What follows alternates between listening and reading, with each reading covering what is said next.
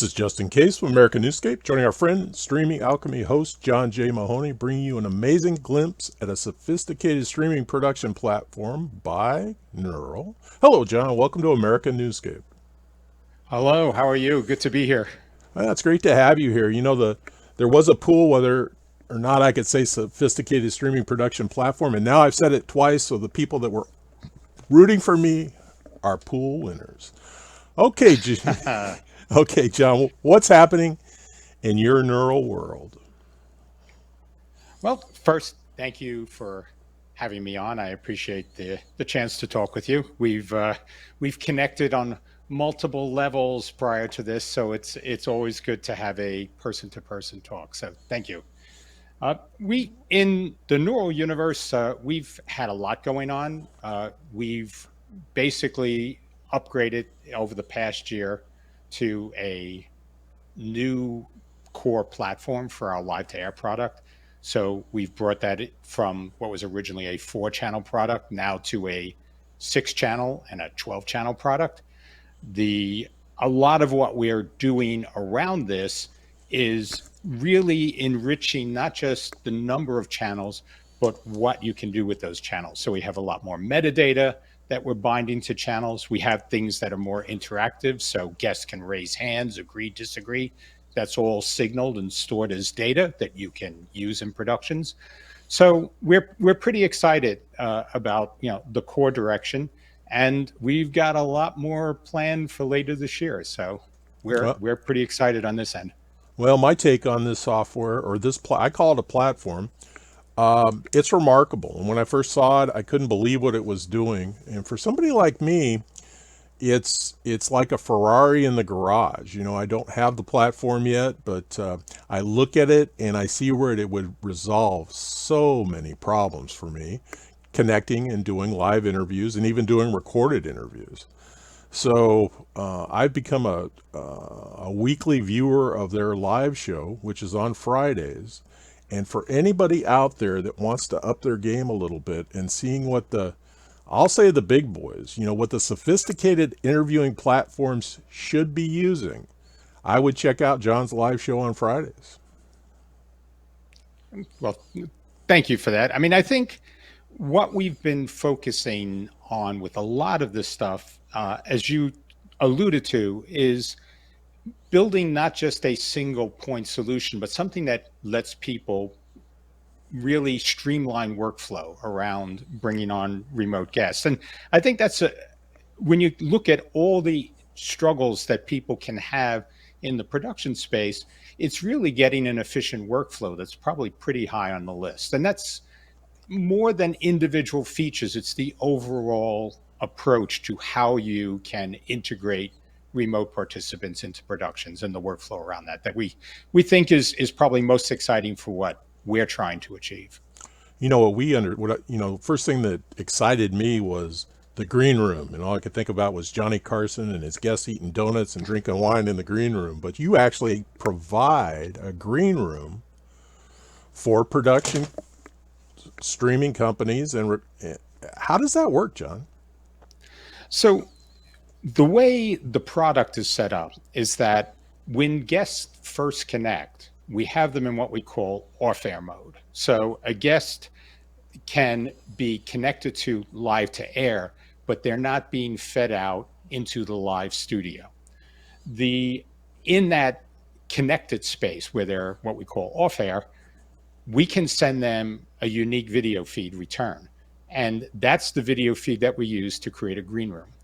And because it's just a video feed, you can build that green room using any switching platform. So you could use like a green room in OBS and still switch your program in vMix or TriCaster. You could do something in vMix and just have a more sophisticated total production framework all in vMix and have the green room live in there and still switch your production out of there.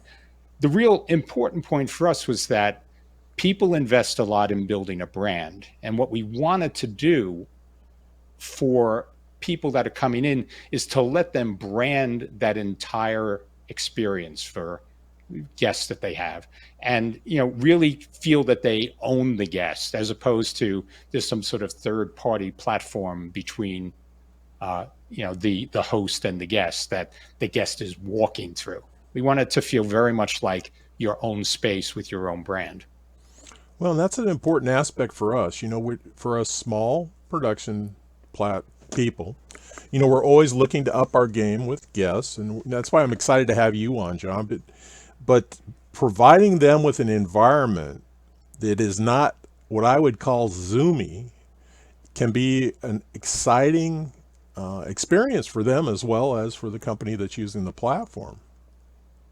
Correct? For a lot of folks that will be joining productions, they're not necessarily coming from a broadcast background or even necessarily comfortable being in a remote interview situation.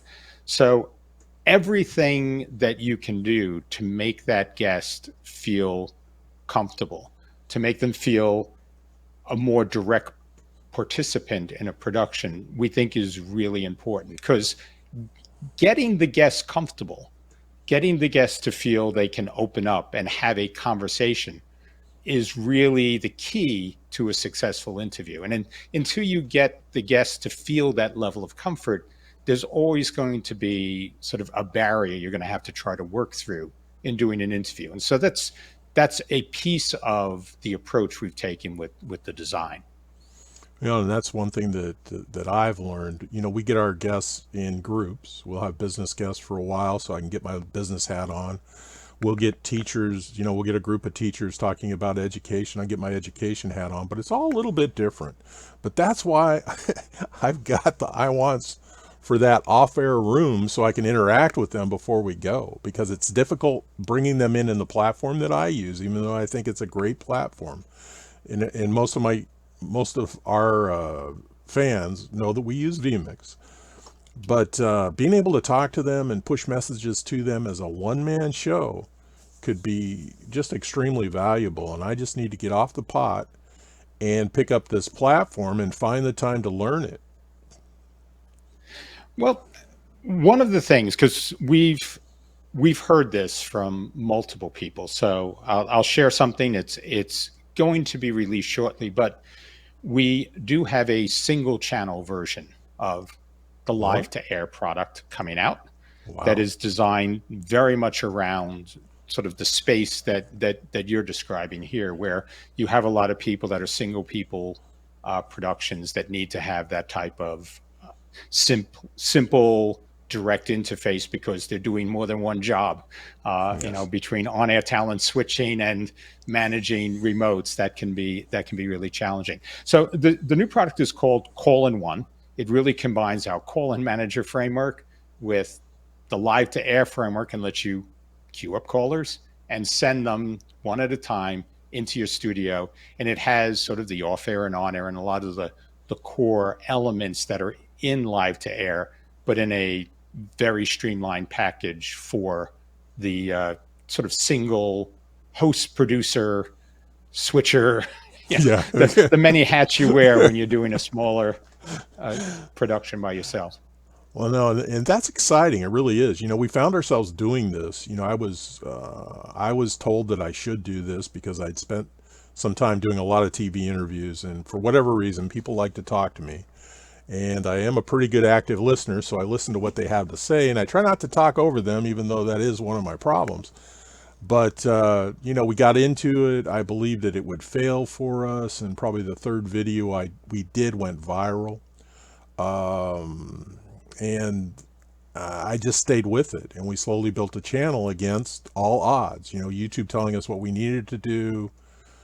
We did what we wanted. They said specialize, sophisticate.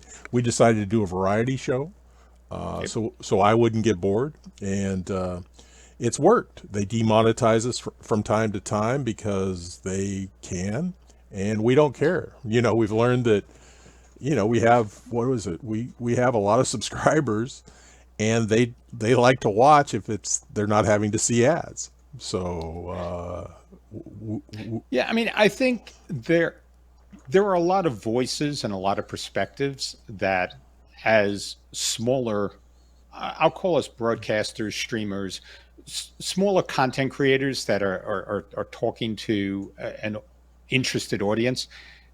I think that's really an important component to our sort of collective mission. How do we find unique insights? How do we find unique perspectives that can get people thinking? So not just entertain people, not just educate, but also get people to think. And the underlying thing from the way we've approached the Streaming Alchemy show has really been not so much showing people things that they could just clone and implement, but we tried to display possibilities and get people to then reimagine some of the things that they may want to do.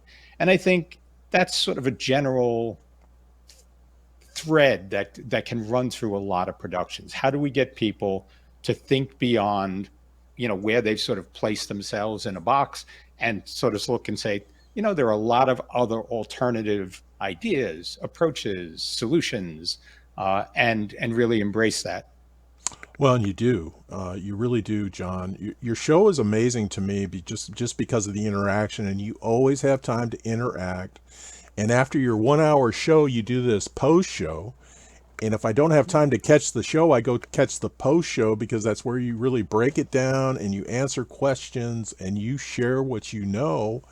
And the other thing that's amazing is you admit to when you don't know and you agree to find out for people.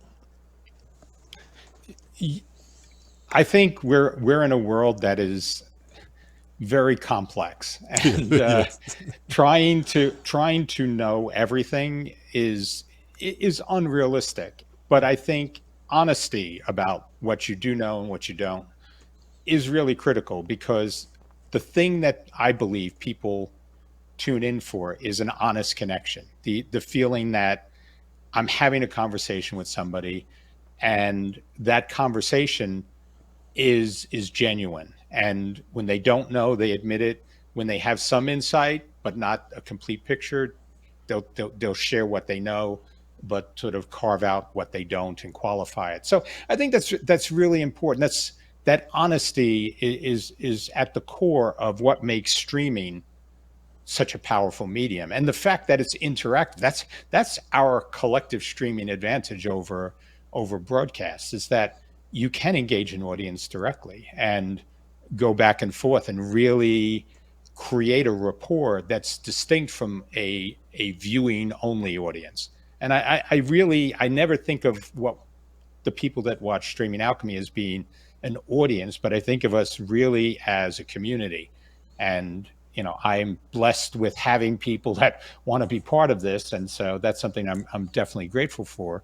But I think for everybody in streaming, it's really developing a community and maintaining the honesty and integrity of what you share with them. Well, I agree. And, a lot of us aspire to what you're doing. And it's, I don't mean to blow smoke, John, but it is remarkable. And it is a remarkable community. And there's a lot of talent in that community from all over the world. Yeah, that is probably the part that, if I had to say something that really surprised me, it is the number of people globally that will tune in, as opposed to, it's not just a local thing. And when you're talking to people in Asia, in Europe, South America, and you're just like, wow, I didn't think that there'd be these this breadth of a community. But I think everybody that gets into streaming starts to realize that. And that was an incredible surprise, and very humbling, to be honest, where you recognize that, you have a trust from these people, and you gotta respect and maintain that trust. Well, you're not just talking to us, John, you're putting a passion into it. You're putting a core belief in what you're telling us, and it comes across. So that can be contagious. It's the Gnural product is amazing. And, if I make the leap, and it sounds like I will be making the leap, certainly into the single platform one, if not a higher one, I'll feel confident that I'm going to be supported the way I need to be supported, because that's the way you come across in those live shows. Well, as a company, so just putting my streamer hat to the side and just talking as somebody who develops software, it's that is something that we really take pride in. I mean, we do free trials. We fully support our free trials the same way we would support clients, because to us, that is the experience. That's part of what you're trialing to a certain extent, is your relationship with the company. And these products are complex, and a lot of people need a leg up to sort of move through the product and start to integrate it. And being there, whether it's somebody that's a prospect or somebody that's a long-term client, we think is a critical part of the value proposition. And without that, I mean, that's part of what people, when they, choose to go with your product, that's part of what they're going with, is that support and that feeling that if I get stuck, there's always going to be somebody there who can help me figure it out. Well, yeah, for us little people, it's a partnership. I mean, we're depending on you, and you're depending on us to succeed with it. Yep. I mean, it's funny because when you look at these products that we put out, there's a breadth of people using them. I mean, you have people in the major networks using it, and you have single, small production shops using it. So you really are dealing with a range of expectations, but at the heart of all of those is their ability to count on you when they need something. And I think that's very much in common, no matter where somebody is in the size or scale of what they do, is that ability to rely on the people that they choose to partner with for what they're doing in their productions. Well, and in their business, and I agree with you, John. And what what could you tell us about what was one of your fondest moments of last year with regard to the growth of your company? Okay, so there's a few. I think one of the things that were we were really excited about when we released our new product, which we did last year, was the recognition that metadata is really such a critical piece of what we do, and Mhm. really looking for ways to expand that. So I know it sounds like a really geeky kind of thing, when you're talking about data, but the fact is, once you capture that data and can move it through a production, you end up with all new possibilities for how people can use your products. And we're seeing that now. We're seeing, some larger uh, producers using the product and doing more creative things with the product that we weren't expecting people to sort of pick up and do. And I think that's really the biggest satisfaction, when you see people take something that you build and then run with it and start to create with it. That's probably, for anybody in the creative space, that's probably one of the things that's most satisfying, to see that happen. Well, and it to me, it's always been surprising. We've been doing digital content since the late '90s, and every once in a while, a digital story would take off, and it was always surprising to us what worked for us and what didn't work for us. So it's not a known science. We may think we know everything there is to know today, and while we sit here savoring our intelligence, they're changing all the rules on us, and Yeah. that's why it's important to have partners that are on top of things. Well, I also think that there is a siren song in chasing virality. You can't look at producing content with the goal of having it sort of take off. I think you have to produce content that you believe has value. And when that value gets recognized and shared, that's where virality happens. But it isn't something you chase in and of itself. You're not trying to figure out, how do I make the next thing that everybody's going to be talking about? I think each time you go in, you're saying, how am I going to add value? What's something that I believe my community would be interested in and like to interact around? And if you do that, I think growth in your channel will happen.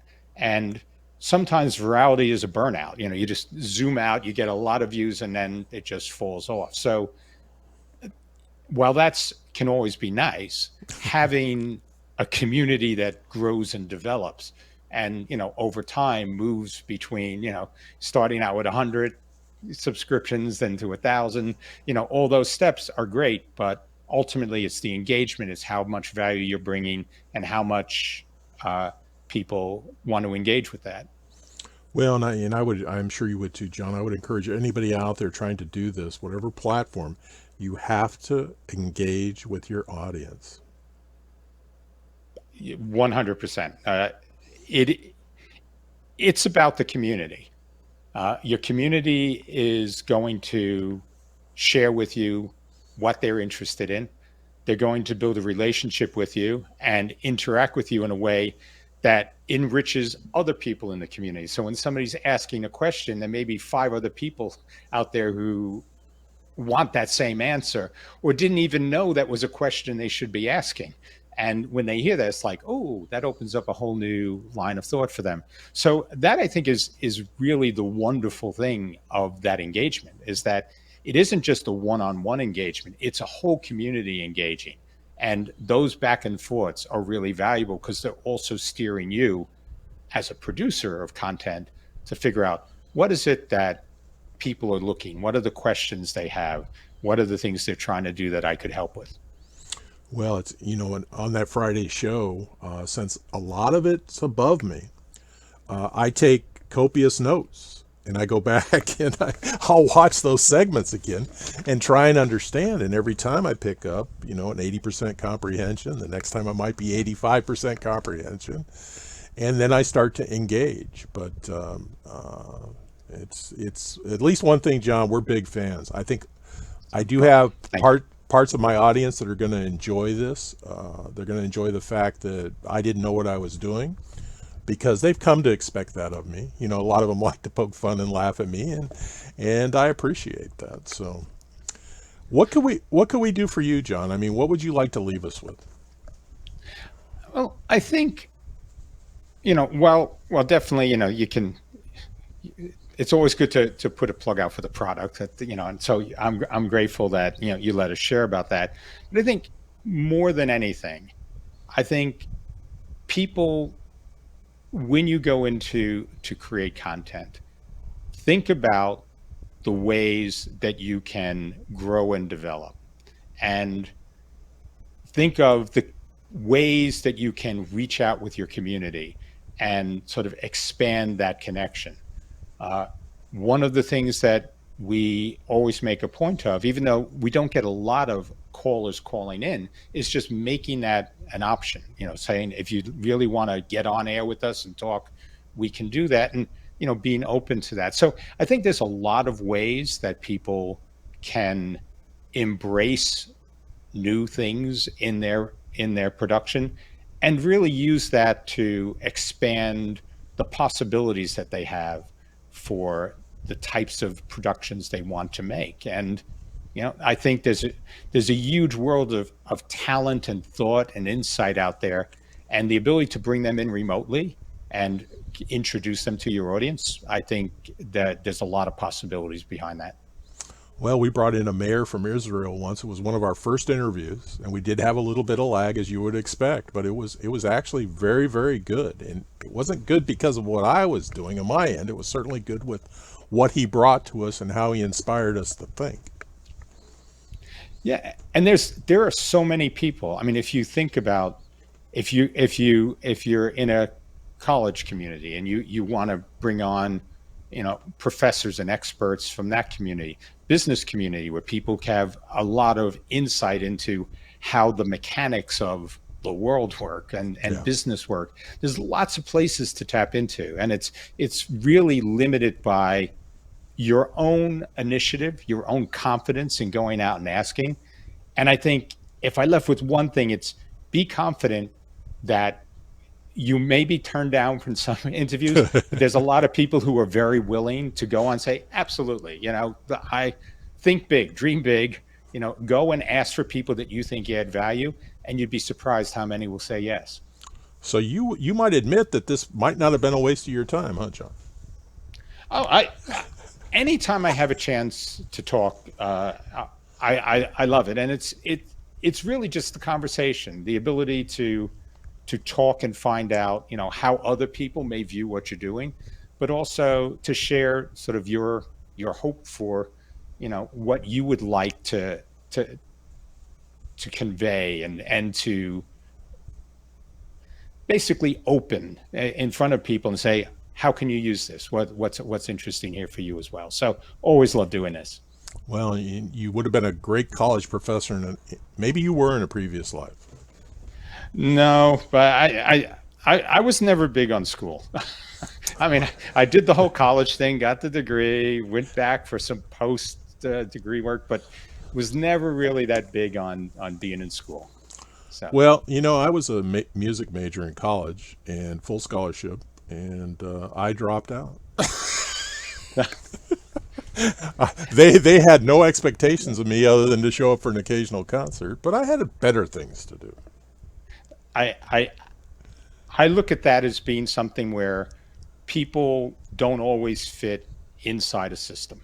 People don't fit in neat little boxes, and having the ability to carve your own path and to have the courage and confidence in yourself to say, no, I can go out and make something happen, not following the traditional route that people are prescribing for me. And let's face it, when you're in college, you go in at 18, you don't really know what you want. You don't know, where your interest and focus lie long term. So we're always changing what we do. We're always evolving and growing. So I think whatever path you take that gets you to the place you ultimately want to be, that's a great path. All right, John, I think that's a great place to leave it. Everybody, this has been Justin Case and John Mahoney, bringing you an insider's view. Thanks for joining us, and remember, additional information and links provided in this video's read more. Today's the day to subscribe to this channel. Please support Streaming Alchemy, Neuralnet, and American Newscape.